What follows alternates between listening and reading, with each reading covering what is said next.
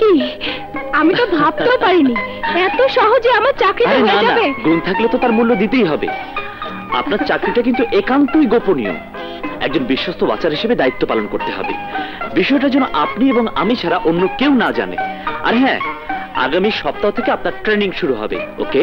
জি জনাব, বড় কর্তার নির্দেশ তো মানতেই হবে। Thank you. আসি।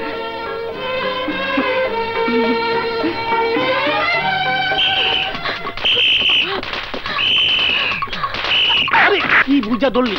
ধরে নাই, ধরা পড়তে পারবো। স্যার, ওনারা আমার গায়ে হাত দিছে। কি হইল? মাইয়া মানুষের গায়ে হাত? মনে কর তোকে চাকরি অর্ধেক নট, আর বড় স্যারের কয়ে তোকে চাকরি খেয়ে ফেলাবো। মিছা কথা, ও এক মহিলার গলার চেন ছিনতাই করছে। না স্যার, বিশ্বাস করেন। যা বেটা, মাইয়া মানুষ কোনদিন চিন্তা করতে পারে? আসতে দে। মালদা জায়গা মতো তাও রমের সামনে ধরা বললি। ইমিটেশন না তো? হ্যাঁ, দেই তো। ঠিক আছে, তুই যাও, একটা কাম করলি। আমি তো সারাদিন কিছুই করতে পারলাম না। তো ভাবি খালি টেকা চায়, টেকা টেকা। হ্যাঁ, ভাবি ভাবি পেল কই? আরে হইব একদিন। ওর বাপটা আরো খারাপ, টেকা ছাড়া কিচ্ছু বুঝে না। ও দেখ তো বই না, আপনি একটা কাম পাস কিনা।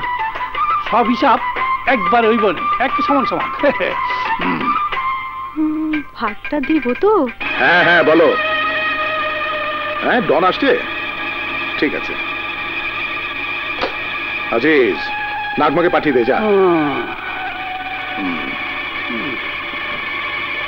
এটা এসপিকে দিয়ে বলবি হোটেল ম্যাগনেটের দিকে লক্ষ্য রাখবে।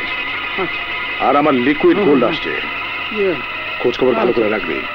বাবা না, ঠিক আছে ঠিক আছে, আর কপালে নাই। বিয়াকু নাগমা, টোকিও থেকে হিরোইন নিয়ে ডন আসছে বিকেল 5টায়। পূর্বের সেই জায়গা থেকে ওটা নিয়ে আসবে।